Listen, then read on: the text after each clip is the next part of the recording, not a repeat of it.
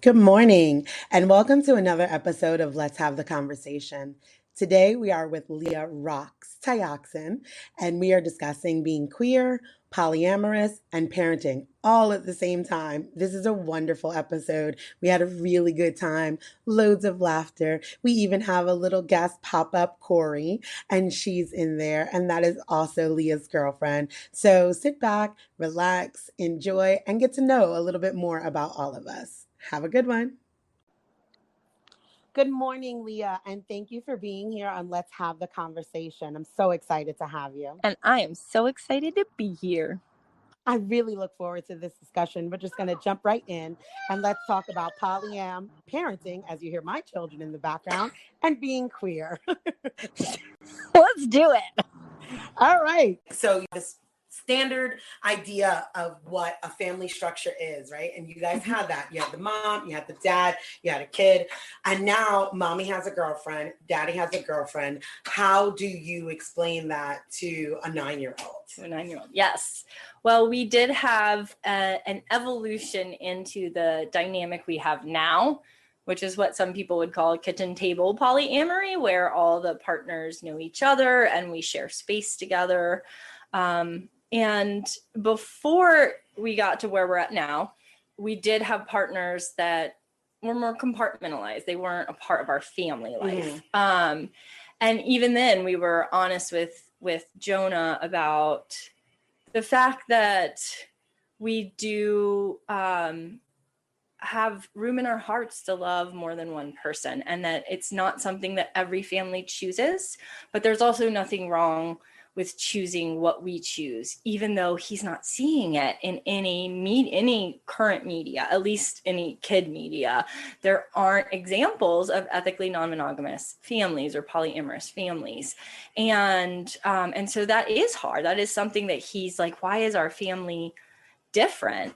But the experience of being in a family like ours is that he is actually so supported and so loved, because we choose healthy people to bring in to our family and to expose our child to different lifestyles. Like, we already had friends that were in queer relationships. We have friends who are in polyamorous relationships, and it was helpful to show him that even if he's not seeing this in the books and the movies, that there are people that are choosing different structures, different family structures based on what they want and need, and that his mommy and daddy are choosing what works for them, and that it's something that mommy and daddy are in agreement on, that we really present a united front. And when we bring our partners into our family to interact with our child, what our child gets to see is, oh, everyone's okay with this. And not only are they okay, but I'm watching my parents be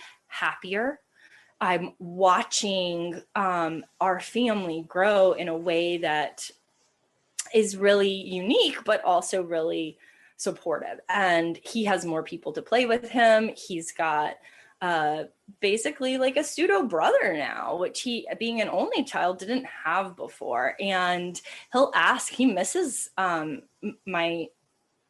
what should I call her? My husband's girlfriend's child. He misses him and asks to play with him. And if we let too many days go by without them seeing each other, they miss that relationship, and they will make sure that we make time to get them together. And so the way we approached the subject with him initially was just that there are, how Uncle James and Uncle Terry both love Uncle Shane. And we luckily had real life examples to point our child to, but also he has said like, oh, like our family is different. He knows, he notices.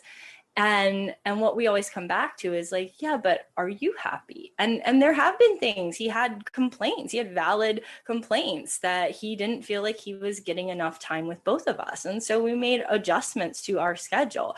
And we really come from the position of, let's all just keep checking in. And if your needs aren't being met, let's see what adjustments we can make, because this needs to work for everyone. I like that you actually prioritize a child's needs as well, right? Because that's super important. And I think that that gets lost in parenting. Yeah. It's like, let's make sure the adults are okay in it. And then, of course, the kid will just be fine. And that's a terrible assumption because they're not always just fine. And I know from my own experience of, I love the dynamic that you all have, like, because I'm able to expose my children to that as well, right? Like, so they're not going to have these weird misconceptions, right? It's like, oh, that's Mommy Leah's girlfriend. You know, my kids even call you Mommy Leah. Mommy Leah, like, yes. So it's like, you know, oh, that's not a weird thing for them either. So it's exposing other children who wouldn't see it, where I have more of a traditional structure, even though I'm happy to be non-monogamous, I wouldn't do it as you do. It wouldn't be, you know, there are different structures. I'm definitely a hierarchy. Okay. I am the one, but I digress. It's about you. So I really love how you prioritize Jonah's needs and wants in that. How do you guys navigate if there's breakups or arguments, or what does that look like for him as well? Yeah, and I did go through a breakup with a partner of mine of 5 years that Jonah was really close to. And that was really hard. And a lot of this is literally, we are figuring out as we go, but always coming back to the central tenet of, what are my wants and needs? What are your wants and needs? How can we navigate this in a way that is sensitive to those needs, even when we can't fully meet them? And it was letting my child see my sadness and see that, like, this isn't easy, even when I'm choosing something. I'm choosing a change that impacts many people, and it means that you don't get to see this partner anymore, and that's sad for me, and it's sad for you, and we shared that sadness together. And he will mention that partner and ask about him, and you know, it's not protecting my child from the heartbreak of life. It's letting him see and experience that even though this breakup happened, we continue opening to love, and we continue tending to ourselves through the pain. The arguments, I mean, we kind of have the luckily we don't have that many arguments, but when we do have arguments, it's just also saying, hey, people have feelings, we can get upset. The love, as long as we are respectful, we channel our anger in healthy ways, and we make a commitment to working through the anger, working through the disagreement. And that's what he gets to see. He gets to see adults who are imperfect and who are messy and who have big feelings. And he gets to see us so committed to what we are choosing to create together that we will work through the hard stuff. And I think that's teaching him really great conflict resolution skills and really good discernment. I agree. I think in parenting, that's very important, because sometimes we do try to shield our children from all of the things. And that's like super not realistic. You cannot always be happy. Right. People are going to argue. People are going to have big feelings. And when you allow that, as long as it's within that container of like healthy, respectful ways, and we are imperfect, all of us, like, I think that that's a major freedom, even for a child, right? As they're learning to navigate their own feelings in the world, becoming their own person. I'm pissed off about something. So I really love that approach to conflict resolution with kids. That's pretty brilliant. Yeah. I like it. You can thank my therapist for that one. I've also been in therapy for like 11 years, which really helps. helped. Recommend that. We have all the adults in this situation have gone to therapy. Absolutely. Makes a big difference. Absolutely the key to like a successful life, period. Exactly. Yes. Corey, I wanted to ask you, what is it like for you coming into a family, like a whole family? Like, you done moved in, you got the cute tiny house that I love in the back, but like, you don't have children of your own. So now what does that look like in parenting another person's child and coming into the dynamic of a full-blown marriage with kids? It's an interesting question. Thank you. I try.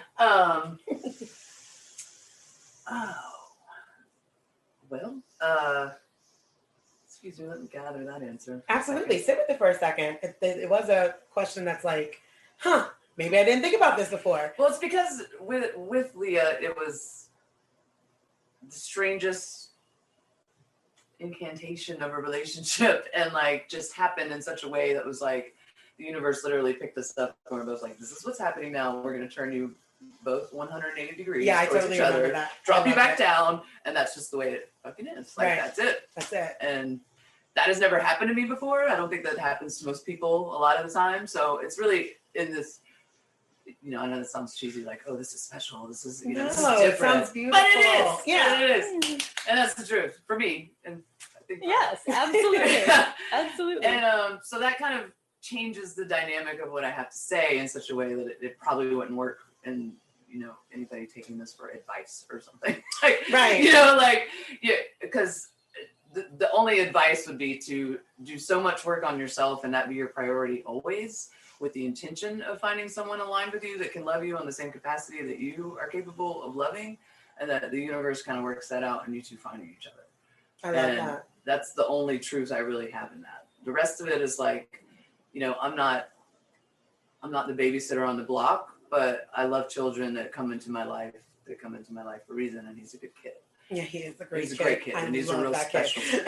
He is. And he's a powerhouse of an energy vortex of a Yes. kid, and he's special. And I knew that about him before I even really knew him, like just from what you know what I mean? Like I just sensed his energy anyway. So it was automatically kind of like a reverence towards the energy of that child without knowing him. But I'm also not going to be, really from my perspective, it's about stay in your lane. If you know how to stay in your lane and just show up with love and respect, because I love her. I'm personally not polyamorous, but I respect their situation. I see the love that they have for each other, Right. and I by no means want to get in the middle of that. And I'm always a huge advocate, even though I'm not a mom and I'm not, you know, don't have 1,000 kids around me all the time.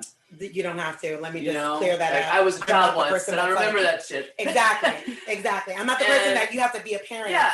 in order to have any People kind are of messy. value Life is to messy. parenting. Yeah. But if you come at it from a place, messy people that give each other that space to be messy, and the fact that, you know, I just couldn't do that with anybody. You know, like we're both very spiritual and work with energy and have like there's things that we can do and that I would never be able to do with anybody else that wasn't on that astral plane. Same You know, that wavelength. resonance. Yeah. But really, it just kind of fits. Like it doesn't feel awkward. I've always been kind of an introvert and not really. I don't know. It's just a different dynamic for me completely as well to have much to compare it to, other than this is just like a huge shift in all of our lives, but it feels like a bigger situation.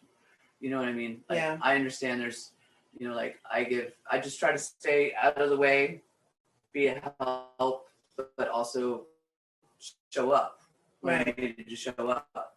But I also understand, you know, I have empathy from it shifts his entire understanding perspective. You know, like I get that. Yeah. And like, I'm not trying to, you know, like white flag. You know what I'm saying? Like, I just love her. I just want to love her. Yeah. And that's it. Like, I'm good on everything else. Like, and he's always been really, I could tell there's feelings that come up, but I totally respect that and stay in my lane. I like that. And that's what I do. And I just try to, you know, I'm like the cool auntie. Like, yeah, but I was literally I'm not about to parent nobody's kid. In my mind was like, so you're basically like the I'm aunt. the cool auntie in the back that makes out with mom sometimes. I dig you know what I mean? Like, in fact, like the first time Jonah really spent time with Corey, like at our house, as she was leaving, he was like, can I call you Aunt Corey? Like they have their own bond. Right. Like this is someone that was meant to be in my child's life. Understood. And what she brings is a wonderful contribution to his growth and development. And she also really respects that, you know, Mark and I are the parents, and like she just has a really good awareness and discernment of like when to step in and when to pull back.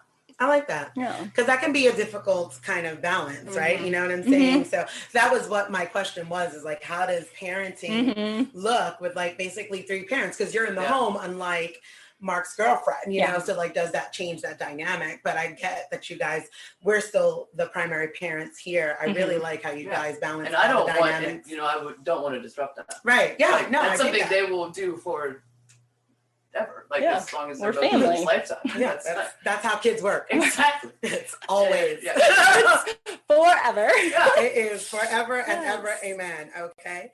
So let me ask you, what do you think is the biggest myth that goes along with polyamory? Oh, that it's a sexy time free for all with people that probably have issues. Like really think that they have issues, they haven't worked out, and they're all sexing it up all the time. Right. And that's not it at all. And so I really think that there's this combination. The thing I get the most from people is like, well, I could never do that, but I want to know how you make this work. And it's not a making, it is an allowing and just continually centering, what do I want to need, and can what I want and need exist in this space with these other people? And it really is, there is a little bit of just like the universe orchestrating people coming together that can resonate at a certain frequency and that have done their personal work, or at least are willing to know when they need to take responsibility for their own shit, so that it doesn't come in to it. Because the other thing that I've seen happen among polyamorous people is hours and hours and hours and hours of processing feelings. Oh, wow. But it's all this like capped in this, like, well, I'm not jealous, but da da da da da. And I'm like, y'all are just talking in circles, and everyone wants to seem like the most loving, aware person, but you're not claiming your shit. Whereas I will be like, Mark, when you and your girlfriend, you know, did this together, I felt left out, or I wanted to be a part of that, or, you know, we have a standing agreement or acknowledgement that birthdays and holidays are something that we are going to spend together, and that our partners are welcome to join us, but that it is important to both me and Mark that like we are together for holidays. So even though we do have a schedule where he has his days that he goes to his girlfriend's house, I have my days that I'm in the tiny house with Corey, so that we get that one-on-one time with our partners. If those days happen to fall on holidays, it is an understanding that if we want to do something all together, we make time and space for that, but that Mark and Jonah and I will be together for these holidays and family celebrations. That is we don't have a lot of rules. We really trust each other to show up in this, trust all the people to show up in this, just with ongoing check-ins. But we do have an agreement that like there's certain things that will be respected and honored and upheld to minimize that sense of like, I have a bunch of feelings I need to process now. Yeah, but there is a myth that there's just something weird or different about us. But like Corey was saying, is she wasn't like seeking. Yeah, it's not like a unicorn, right? Like token lesbian, you know?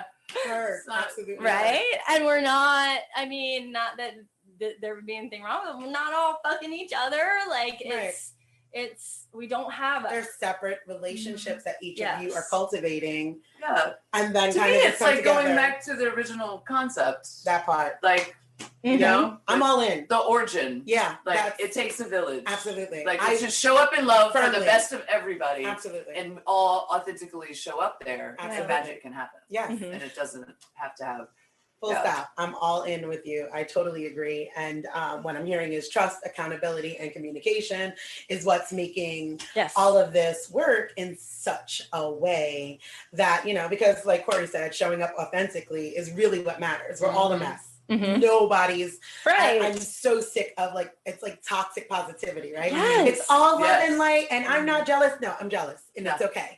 Like, you know, I don't like you said, I don't like when, you know, you two went and did that and you didn't ask me. Right. That made me feel a certain type of way. And showing up authentically in anything in life is super important, especially when navigating multiple relationships, which we do anyway, don't we? Right? Yeah. Yes. Nobody has just one friend. Right. No. Like nobody says, okay, I found you. You're my Exactly. best friend, and that's forever, and I will have no other friends. Exactly. So like, I mean, different literally people that fulfill different parts of you. absolutely. And we're just building kind of a situation where they can all be in the same place together. Yeah, I think that we're all mosaics of people that we have loved at one point in time, even if it's just a moment, right? Mhm. Like, so for me, it makes absolute sense that carries over into romantic partnerships.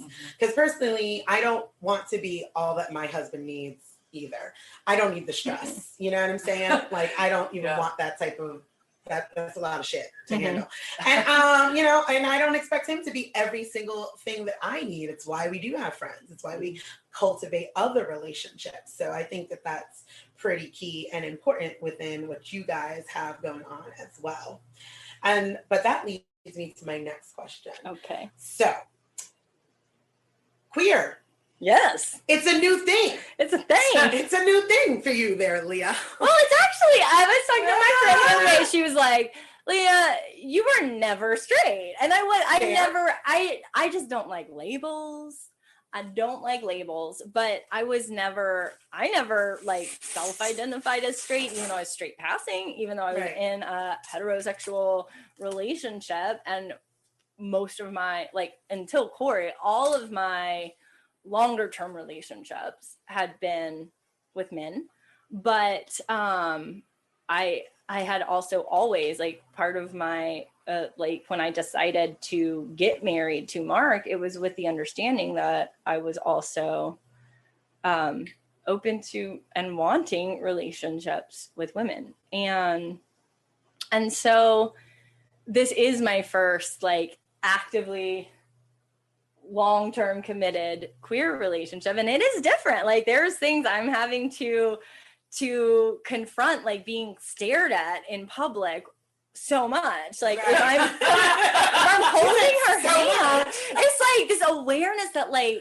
all eyes are on me, and it's uncomfortable, and I'm like, God dang it, I'm not used to this. I'm used to being out in public with a male partner, and like, people don't. There's no second look. That's how it's supposed to be. So why would they take a second? I mean, and we've had people like she like walked me, men like literally jacking off outside of a Wendy's to like us. Yeah, you know, like ridiculous. They are so disgusting. It is. Like, it's really it's like, no, that's fine. No, because that's real. Because that's also things that like need to be discussed, like that, like queer couples, especially if we're going to be talking about it, femmes and lesbians, right? Because we've only respected lesbians or femme bodies when it is for the male gaze. Right. Like, oh, two women together? Yeah, let me jack off to that. Come on, let me see you make out. It's never been as a valid relationship. It's only been about the pure satisfaction for them. So that's absolutely, totally on brand with the conversation. Fuck that guy at Wendy's. Then, wow, that's wild. So like, what about that with parenting? Do you guys go out with Jonah and get that? Has he noticed? Do you answer questions? What does that look like? Oh, yeah. I mean, he luckily has grown up very aware of queer relationships. We have lots of friends who are queer, who are in all different kinds of family structures and relationships. And other friends with gay parents. Yeah, like he is so helpful. That he's like spent the night at their house, and so it's not this like.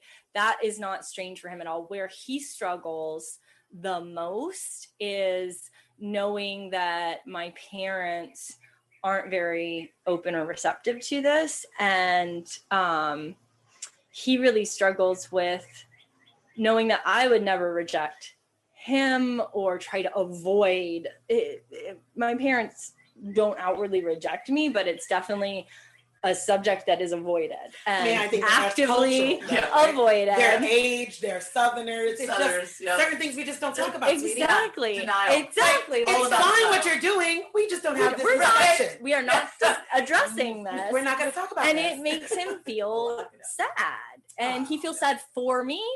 And so that's hard. He has a hard time knowing that there are people in the world that aren't totally okay or comfortable with queer relationships and with polyamorous relationships. And but he's been very accepting of like me being with Corey, me being in love with Corey. You know, he sees us hold hands and kiss, and he's really like, I think he's happy that I'm happy, and he's really, as long, like he did have some fears come up around like, does this mean like, are you gonna like run off with Corey? Are you gonna like you're so move away? And he has asked me twice, like, do you love Corey more than me?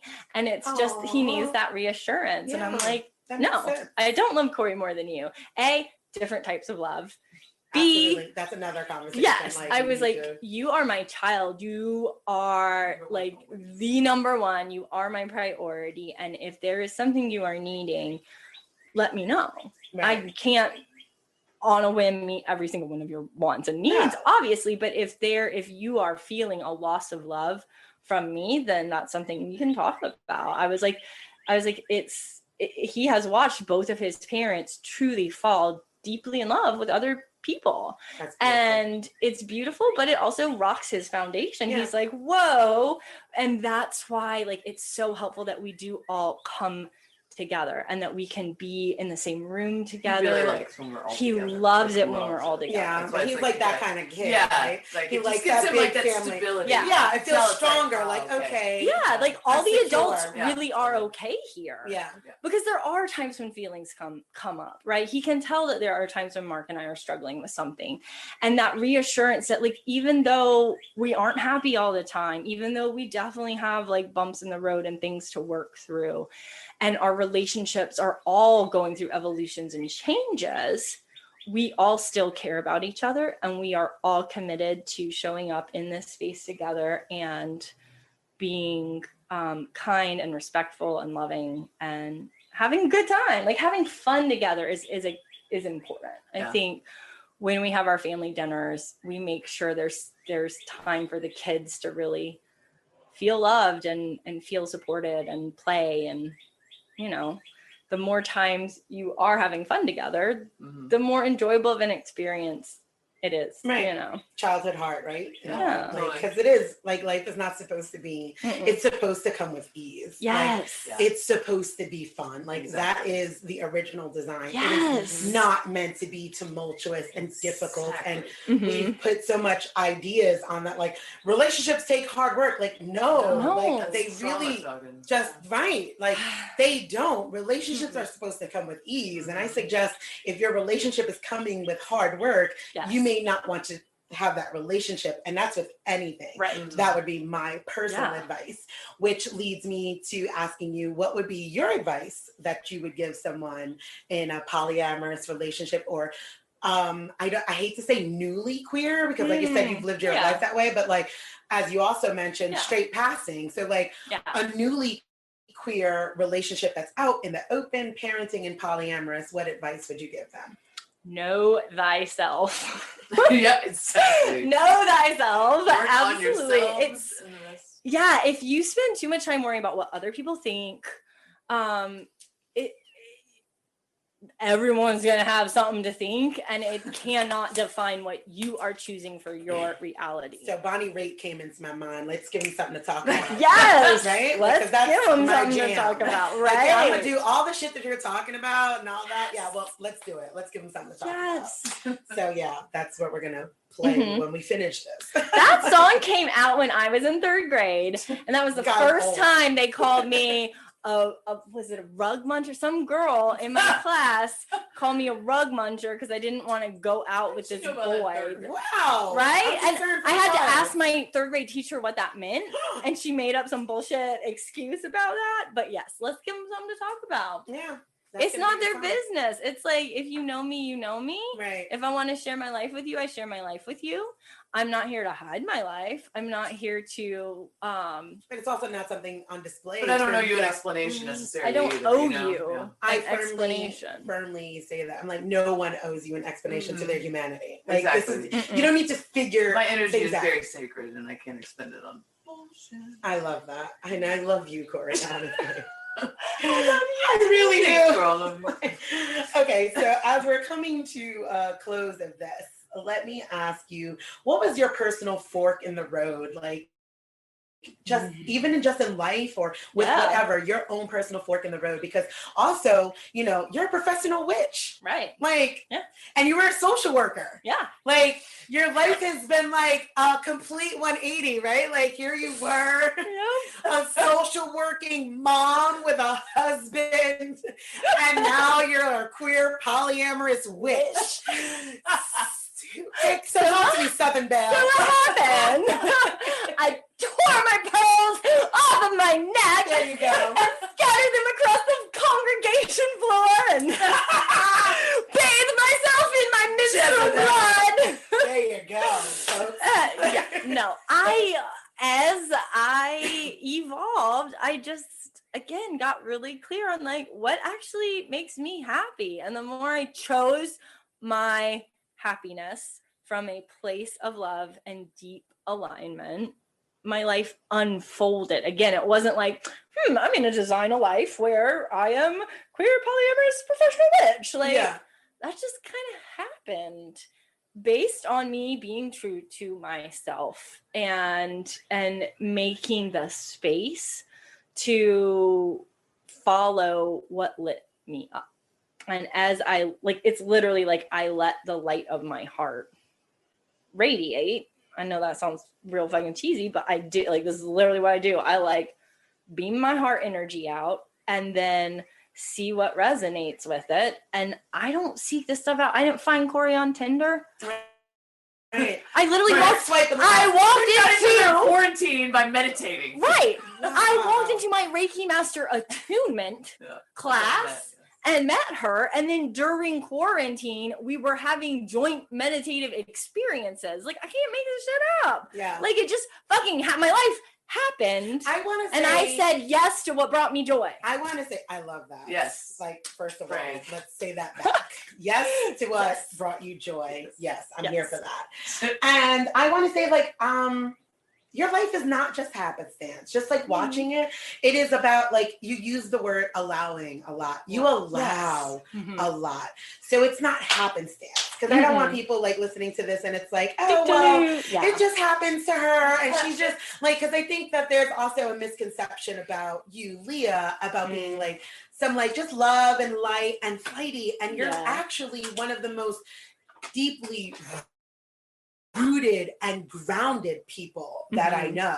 And life doesn't just happen to you. It's that you really truthfully open yourself and allow things to come in. Yes. So I want to like that is that space is like, because you really do allow for a lot of experiences. Like, okay, well, if this is what's meant to be, I'm having this straight meditative. And she doesn't take any shit. She just believes in the Zero positivity of everyone. Yeah, absolutely. I don't understand necessarily. I don't either. But I so love and adore. Yeah, me too.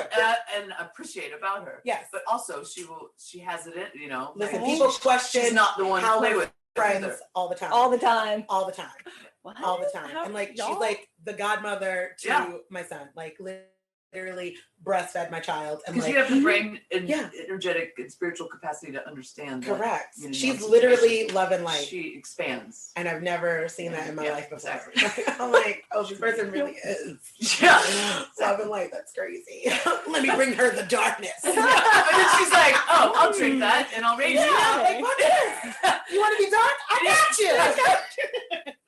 So yeah, no, that's pretty awesome. And I really like that you allow life to show up and then you're really clear on what it is that you want and need for yourself.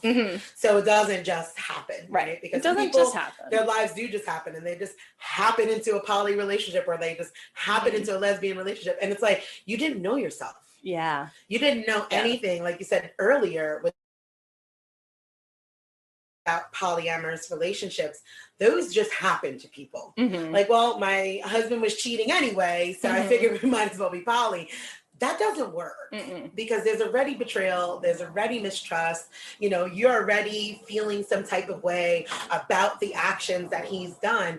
That happens. Those are relationships that happen. Yeah. You guys have literally cultivated a culture of love, honesty, authenticity, and really a lot of the centering and focus on Jonah and his needs in here is a really strong tenet within all of your relationships. Yeah. And I could even say that as one of your friends, like you do that even with your friendships. Like if this friendship is not going to be nurturing to my son, then I probably shouldn't be in this relationship. So I really love how you kind of call all of those things together.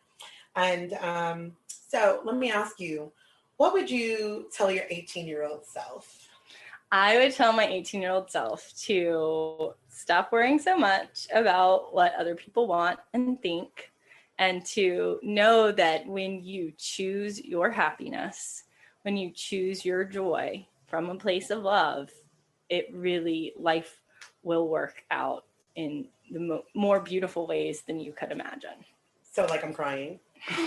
Because like not really, because I got thug tears. But I just need you to know on the inside. On the inside, you're weeping. Crying. I am weeping because you're white girl so fucking beautiful. Yeah, no, not that. No, thug tears, baby. Like emotional gangster, like my girl Cardi said. Yes, yes, you are. Okay, so let me ask you, because I like to we ask all the questions and stuff. But if you could step into my shoes, what would you have asked yourself that I didn't ask you? I would ask myself, that's a good question.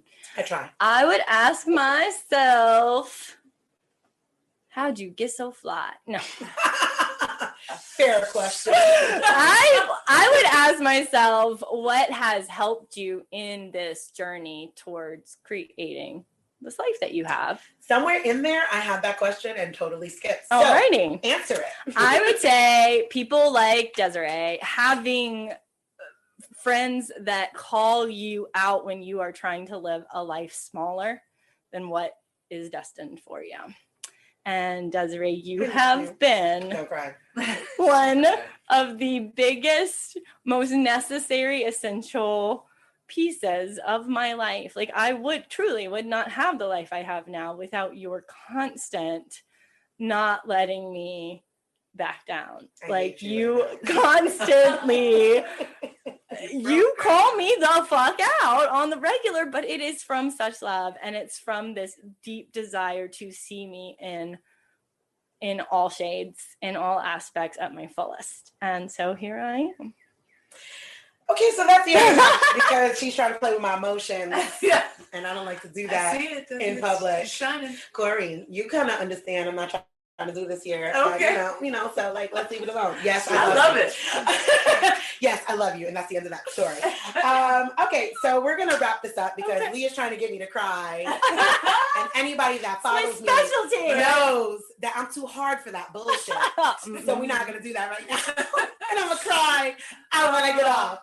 So let me ask you, where can listeners connect with you online? Because, professional witch and polyamorous queer super mom, people want to know where the hell you're at. Right. The easiest place is Instagram right now. I'm LeahTrox, Leah Trox. Yeah, y'all. I have my website, leahtioxin.com, LeahTioxon. You can also go to seedtostar.com. And you'll find everything else from there. And tell me about the priestess program. I have a priestess program coming up, and it is led by me and two of the priestesses raised up over the past year. What? And it's a two-tiered option. So we have one option that is virtual only, that's open to anyone, anywhere in the world that feels a calling to step into the priestess path. You don't even have to really know what that means, because that's what this year-long program is for. And then we have a more intensive program for people ready to deepen in that priestess journey that's open to people in the metro Atlanta area, because there will be an in-person mentoring and group component to that as well. And you can find that out at all those places as I mentioned as well. But the program launches May 2nd, and it's a year long, and it's designed to support spiritual practitioners that are ready to level up in terms of how they serve themselves and their communities, and how they work with a variety of spiritual tools and energetic resources in order to do so. Okay, I like all of that. And thank you so much for giving me this time, this space, sharing with us how you make shifts happen in the world. And thank you for having the conversation. I do adore you so. I love you, love you, love you. Love you more. Thank you.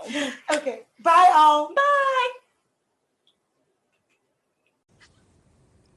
Thank you so much for tuning in to Let's Have the Conversation. I'm really enjoying doing this and looking forward to conversations with other people. Next week, we will have Lucille McGee and we're talking about financial freedom and dating up. So click subscribe and stay tuned.